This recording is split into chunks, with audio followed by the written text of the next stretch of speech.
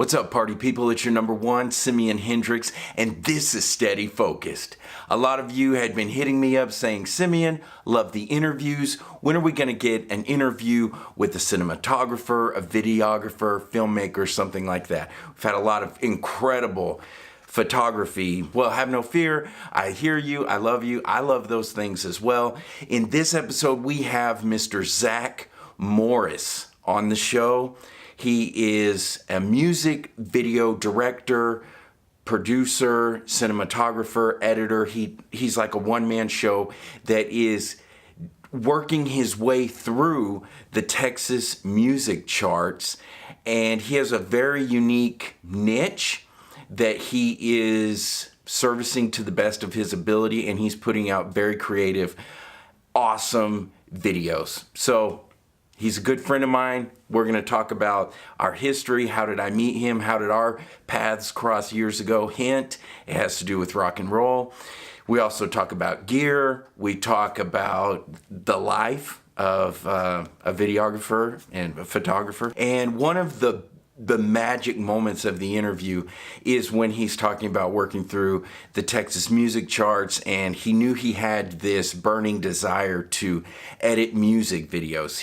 He was being led, he was being drawn to that avenue, and it's very awesome what he did to get clients. I don't want to give it all away because I want you guys to hear it from Zack's own words.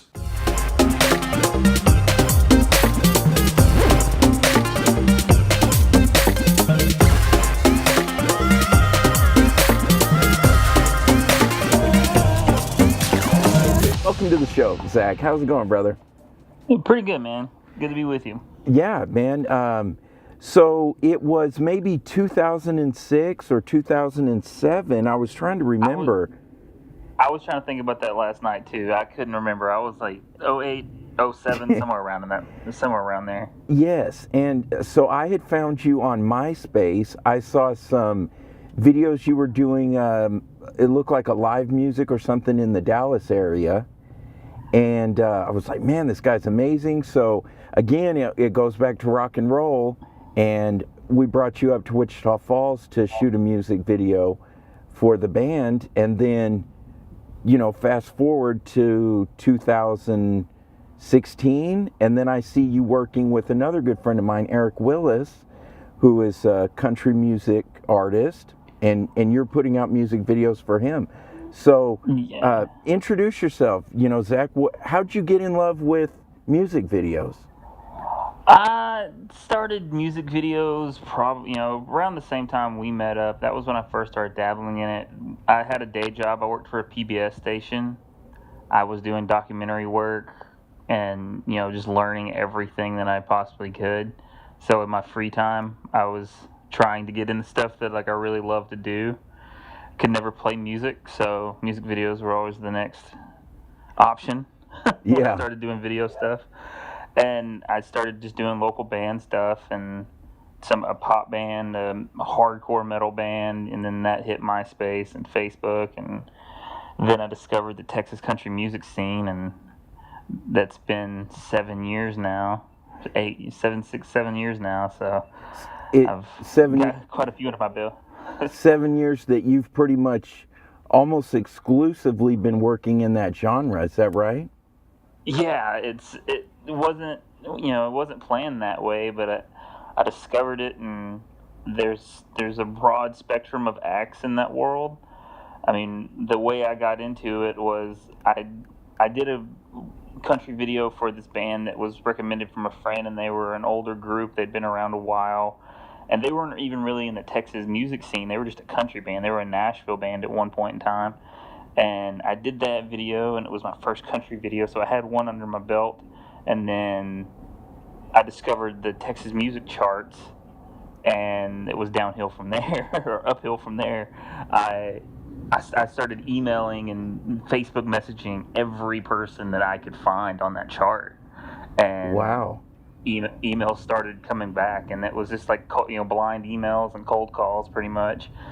And I got my foot in the door with a couple of management groups, and they still keep me busy today. And that was 6 years ago. So Wow. it's been like a uphill downhill thing, but I mean it's been fun for sure. So that really says a lot to the people who are sitting back waiting for all the jobs to come to them. And you took such a powerful approach to say, man, I'm going to get off my ass and go do this. Yeah, that's kind of been my thing. I mean, I live in Waco, and there's not a huge music scene here, and there's not a huge film scene here, or there wasn't then. I mean, there's a couple of TV shows that film in Waco now that everybody knows about, but in it's it was one of those things where it's like I knew what I wanted to do, I just didn't know how to do it, so I did it my own way. There you It's go. like I admit, I mean, this is video work and being a cameraman and editor is the only thing I've done in my entire adult life. I just turned 31 a month and a half ago, and at 3 months out of high school, I started working at a TV station. So Yeah. that's all I've ever done, and so it's just like tried to start, and make my own moves and meet the right people and make good relationships because that's to me that's what half of this business is the relationships that you make throughout the Hmm. years So and along those, maintain. oh Sorry. yeah, well, along those lines, um, is it important to be a man of your word or a woman of your word? Absolutely. I mean, there's going to be times where you get behind and you promise a video to be done on a certain day, and you've got several things going on. So of course, there's going to be times where you kind of have to fall back on a promise that you've made just because life happens. But I mean, absolutely. I mean, you want to be good to the people that you work with. You want to leave a good, taste in their mouth of, man, he was a good guy to work with. Even if you're not the best camera operator or the best editor, people like working with people that they don't they don't hate. Yes. So I mean, Yeah. that's been one of the biggest things. I mean, it's like you don't have to be the best, or you want to have a good product, but I mean, you don't have to be, Michael Bay over here, or Yeah. anybody that's making these huge things. You can put out quality work and build good relationships. You'll make it in anything that you're gonna do, really. That's so true. Are you the only person in your production company at this point? I'm sure there's times where you need an extra hand or two. I am. I mean, I have a couple of buddies that are freelance guys. Because in Zack Morris Media, there's only me, but I mean, I have Okay. a couple friends that kind of work independently as well. So we team up on projects. A buddy of mine that Yeah. lives in West, he was an editing. He's a TV show editor mainly, or was for 10 years of his freelance career, and we shoot together all the time, and it's we kind of bounce ideas off of each other, and it's like I have a network of people that I work with, but as far most of the stuff I do is a one-man band operation. So that's Yeah. been kind of And my just stick working your is butt off and yeah. going for it. I shoot it, I edit it, and I put it out. I produce it. It's stressful sometimes, but it gets the job done. It's a stress that we choose, right? We Right. it that people ask me all the time, like what, oh my gosh, you got a great job, shooting. And I'm like, yeah, I love it. The kryptonite of this is the stress from deadlines, right? Right. That's the thing. It's like if you can handle it, then it's on, but you got to be able to handle that stress. Yeah, I'm sitting here looking at my project board right now, and there's two edits that needed to be done about a week ago. But I mean, that's neither here nor there. Right, right. Hey, let's go ahead and squeeze in an interview. Yeah. Oh, shoot. Well, so what's been one of these, a flashbulb memory that sticks out to you over all of these music video shoots or, at shows, and something just like, wow, that was pretty awesome. I was there. Maybe it was scary. Maybe it was beautiful. There's been several. It's weird. I do music videos for some people, and then a lot of times it's like live footage and promotional footage. I mean these range from bands that have 20 people in the audience to 8,000 in the audience. So I mean I could never stand on a stage and talk on a microphone and in front of 8,000 people. I would shut down immediately. But if I got a camera in my hand, I can run around on stage all day long. And, Yeah. but it's as far as the individual memories, I don't know. It's just a weird experience to be with some of these acts sometimes. But honestly, I think the most fun I ever had was probably one of the first music videos I ever did, and it was, just figuring it out. I mean, it's like I'm still Yeah. figuring it out. I'm still figuring it out because I don't have a huge crew with me most of the time, but I had no idea what I was doing, and I had a Psych Wall studio like that I had access to at the time, so it was an all white room, and we filled it up with a bunch of people, and I was so nervous because I was like, oh, this is the first time I'm making a music video. This is going to change my life. I thought it was going to be like the game changer since I had one music video done. So, but I still love watching that music video. I mean, it was an experience. I think I got a third-degree burn on my thumb from an Aria light that day. It was a fun day. And like I look back at my Vimeo page now, it's still on there, and it's like 9 years ago or something like that. And I almost have a heart attack trying to think that I'm aging. But I still love watching that. There was clips of it in my reel until about 6-7 months. No, probably about a year ago. I finally took it out completely. But it was that one moment that music video day was the best. I had like a 2.5-year-old son at home. I had a 2-month-old baby I think at home. We had just had a child, and it was a stressful time. But I was like, I'm gonna go make a music video for free. And there you go. Yeah, and prove to yourself that you can do it, right? Exactly. And say, hey, exactly. this is it. Maybe the technical you have gotten better at over the years of this career, but just having the courage to do it and take that leap was probably the hardest part. No, absolutely. And I still do stuff like that. I'll see a technique or something like that I just want to do. I'll go shoot something.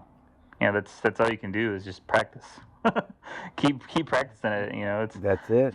If you watch a video and you're like, that was cool, I want to try that. Go try it. I mean, there's nothing. It's not going to hurt anything. If you've got a camera and you've got a thing to edit it on, just make it. Just go create it. There it is. So what cameras do you like? All of them. No, it's funny because like my personal equipment is always like a little bit behind like the newest of new. I currently use an A7S, a Sony A7S, and my secondary camera is a Sony A6300. I mean, that's my personal kit. Okay. That's what I keep with me. I shot with a Canon 5D Mark II for like 5.5 years. And so, but I mean, when I can, I use bigger cameras. But those cameras, the camera that you're mentioning, I mean, they're incredible, right? I mean, oh yeah, for the price, solid. Oh, absolutely. I mean, when I got my Sony A7S last January, so a little over a year ago, and it was oh man, sorry, just saw an email pop up. I got that one, and it changed the way I shot. Like if you look at the live footage and stuff that I've shot over the years, I got that camera and it completely changed my style. I mean, integrating slow-mo, high frame rate, like shooting in 60 frames and slowing it down. I mean, it changed the way everything I shoot comes out. And because I had a 5D Mark II forever, and before that I had a Panasonic HVX 200. I mean, there it is. That's what I brought out to Wichita Falls, all those years ago. And yes. I shot with that thing way beyond its prime, and it was still working, so I didn't need anything else. I mean, I rent stuff now. Lens Pro to Go is a savior. Any lens rental company. Yeah. Because it's so affordable. I mean, renting at rental houses these days, I mean, per day is fairly expensive, but if you can rent for the same price for 5 days from Lens Pro to Go, I mean, There you go. It's gonna change. You get a weekend to shoot, you get the camera, you get a day to play with it, a couple of days to Yes. shoot with it, and then send it back. And I mean, I What's your shoot. favorite lens? I've honestly been shooting on the here lately, working on DS primes. Okay, Um, like a you're probably the doing like a 85 or like a 24. I do.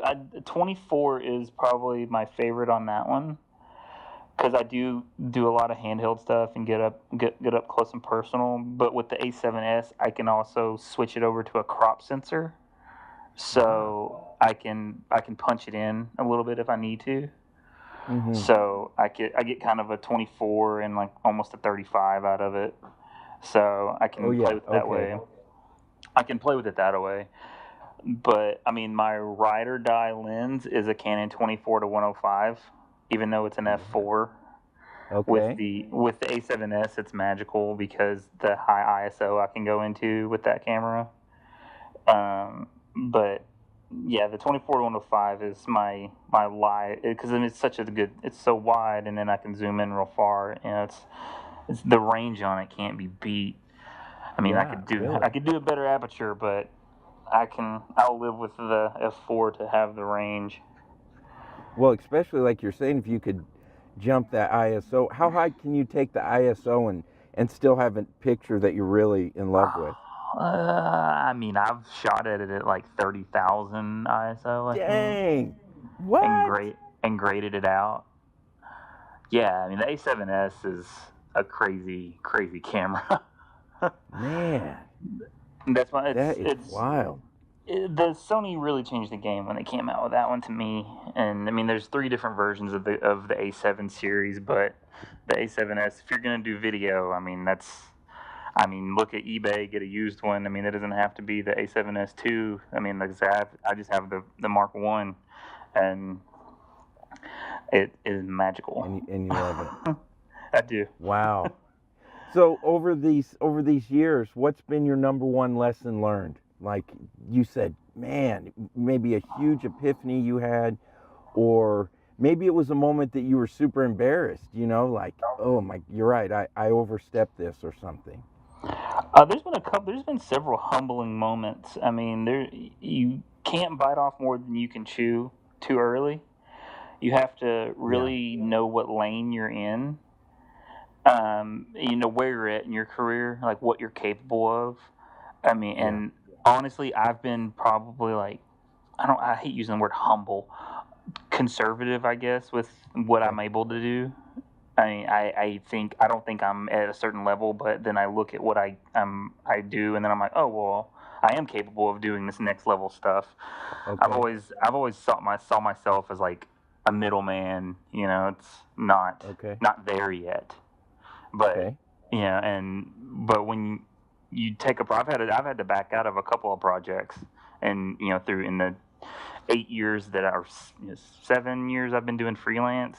I've had to back out of a couple of projects because I started doing pre-production on them, and I realized I was not capable of pulling off what they wanted to do. So it's ah, just okay, acknowledging, you know, where your skill set is and like what you're able to handle. Because now I would be able to do that, but 4 years ago, 5 years ago, I wasn't able to do it.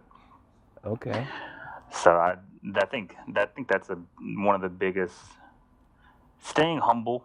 I think yeah, okay, in a weird sense of the word, staying humble. Um, don't get too confident. There you go. Don't be too confident in what you're able okay. to do. To Well, me, speaking of confidence and ego, I know musicians, maybe especially, have huge egos, right? A lot of them, a lot of us. I'll say us, even though I'm not performing, but especially the front man, the guitarist.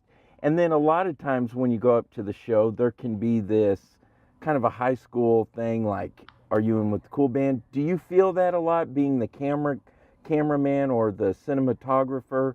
Do they kind of puff up their chest to you? Do you experience that? the music scene that I'm in, the Texas country music scene, there is egos, but usually it's not within the video guys, like, they don't treat Okay. us different because we're there. And but you're right. With being with the cool band is kind of one of those things because I'll be at a festival with one band and they're the headliner, and then the next time I see that headliner, I might be with the opening act. Because I mean, Yeah. because it's just funny. But I mean, I'm there for the same job regardless of the amount of Yeah. people that they're drawing to the show. I have my job to do. Their job is to perform. My job is to is to film whatever band is hiring me to be there. But Yeah. I've had a couple of times where it's like, okay, that was rude. They say things, but one day an artist might be might not be in a great mood, or they're just testy that day, and you're not with them every day, so you might be the one that catches the blunt of a comment. Mm, But I mean, mm. it is. I mean, that's just with anybody, though. I mean, everybody has bad days, so it's like I don't really, have too many ill feelings or had too many ill experiences with anybody, really. Surprisingly Okay. enough, it's some days are better than others, and then you just don't talk to that, and then just don't talk to the lead singer, and then you just run around on stage with them for a while, and all is Yeah. well. Yeah, that's true. Great perspective on that, Zach. I really like your answer on that. Let's look at the flip side. What is maybe a number one mistake that you see other artists, cinematographers, maybe something that you see them like, man, why do they keep doing that? Or this is where they're really messing up. I don't. I watch a lot. I try to keep up with what everyone is doing. I'm one of those weird people to where I'll get on a Facebook tangent or a YouTube tangent. So I try to stay up to date with like current trends with editing and shooting styles. Okay. And it's it's one thing where I don't know. It sounds really weird, but I mean, you can have the wrong equipment these days. Mm-hmm. Everyone always says it's not the camera, it's the person that's operating it. This is true, but at the same time, there is a certain look that cannot be forced in certain equipment.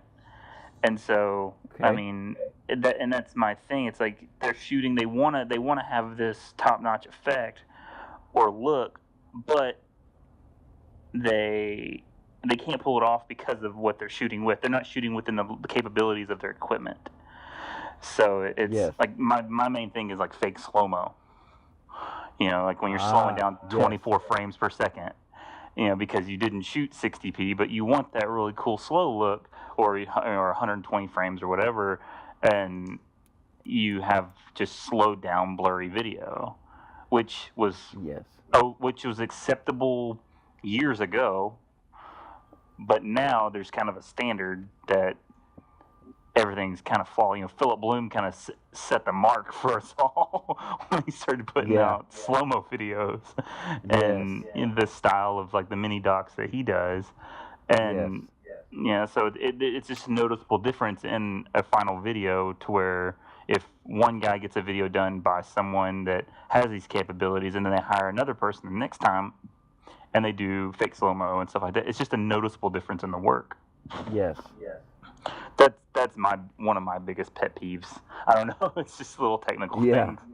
No, that's good. So you said Philip Bloom.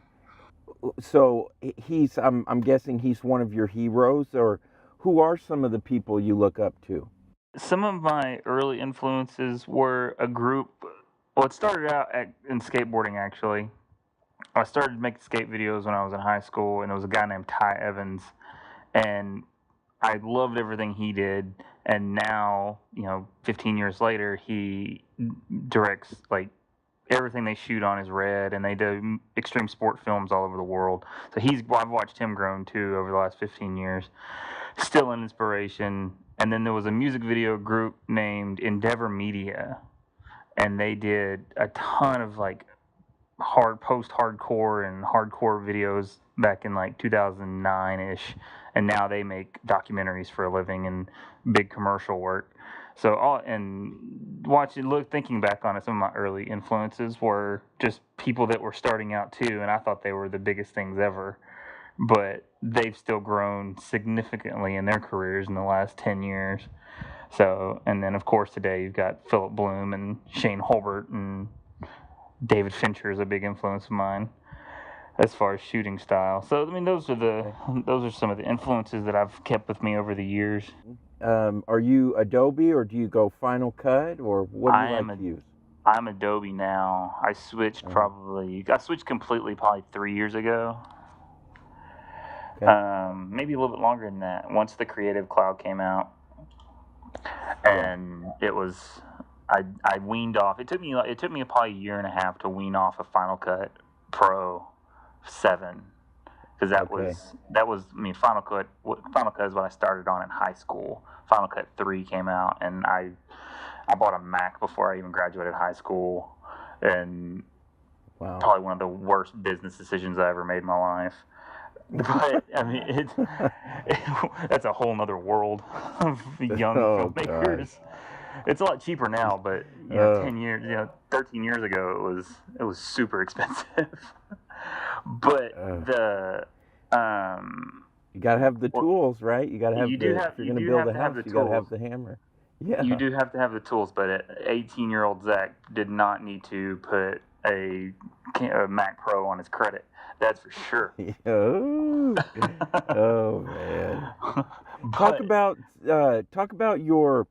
I'm a big fan of your Instagram. I love cruising through there. And then one time I saw on there, and you're talking about, it was either the Travel Channel or TLC, and so you're working on location for them. And I thought, oh my gosh, what is this about? So talk a little bit about how that fits into your world as well. That goes back to, if you're gonna do something, know how to do it. I mean, know how to do it in more than one lane. I started out in news, shooting for news when I was 19 years old, in the studio, shooting the people, running the studio cameras as they read the news. Then I graduated to shooting the news out in the field, like being a camera, a photographer, photojournalist. And then I went to a PBS station to, learn how to do documentaries. And it was a PBS station that was umbrellaed by a university, so I did a lot of lectures. Very mundane stuff, but doing the same thing in repetition teaches you a lot. Doing it over and over again. And so, I mean, I learned different styles of shooting before I went freelance. And I was kind of forced into freelance. The PBS station I worked for shut down. So, so freelance to me has always been a take whatever work you can get. It's like, don't turn down a job because you're too good for it. It's because I don't think I'm too good to do anything. I mean, so, I mean, and then reality TV came along, or Fixer Upper came to Waco, or started shooting in Waco.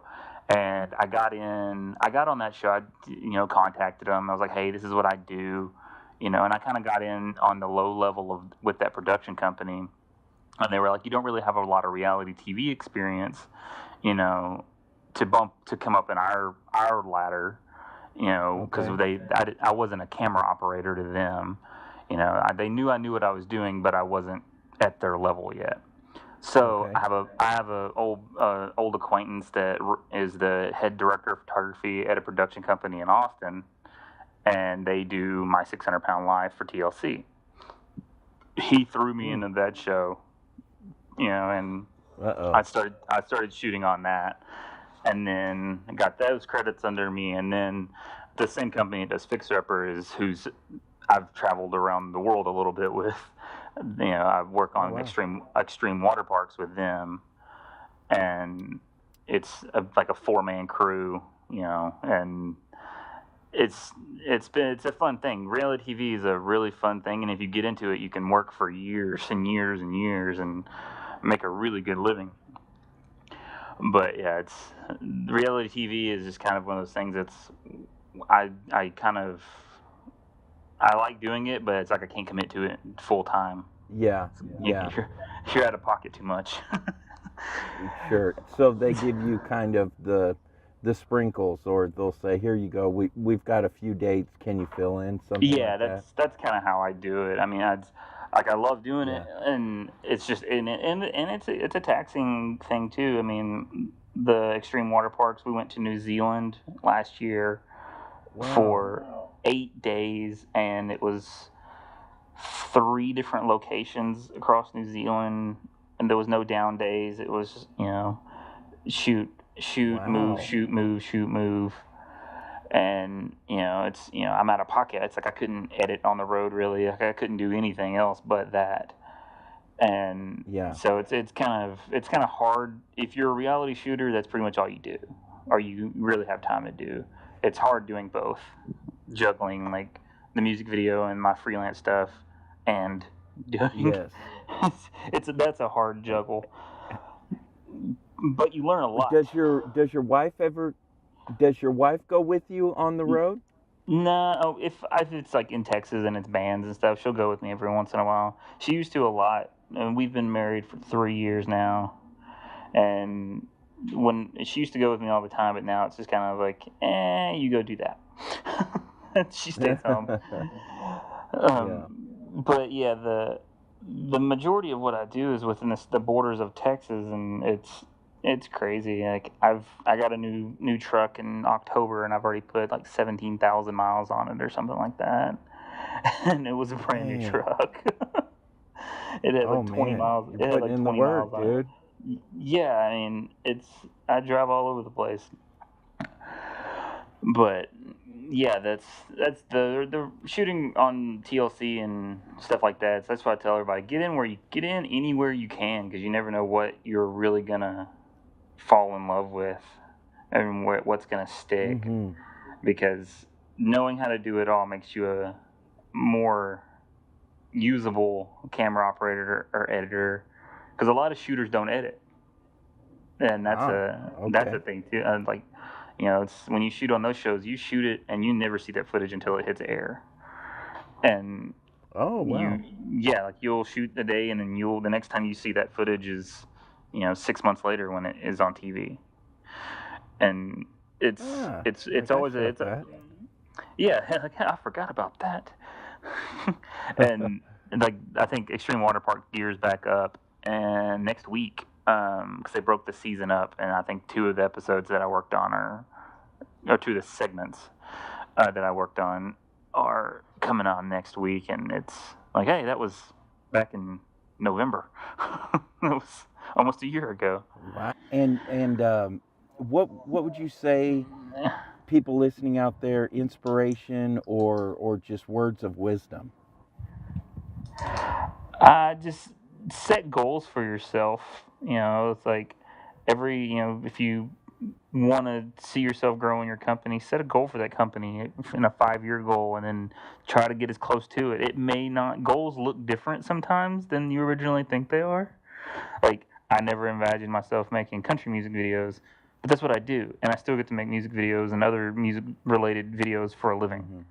So I'm still doing what I dream to do. So so don't think that your dreams have to look a certain way. Mm-hmm. And so just set goals for yourself and stick with them, and just keep learning, and never stop learning is the main thing, because you don't want to stay stagnant forever and fall behind what's going on in the world. Zach, you are the man. Thank you so much for taking the time to talk with me and share this with the world, so they can kind of be a fly on the wall. I know there was a lot of very great value that you brought, and I appreciate you taking the time, man. If people want to find out more about you, where can they look online? ZackMorrisMedia.com, Instagram, Zack Morris Media, everything's Zack Morris Media. Instagram's pretty what I post on the most, and Facebook as well. But yeah, that's pretty much where all my work is. Right on, dude. Well, I really appreciate it, Zach. Is there anything else you'd like to say? That's about it, man. Thanks for having me. It's completely my pleasure.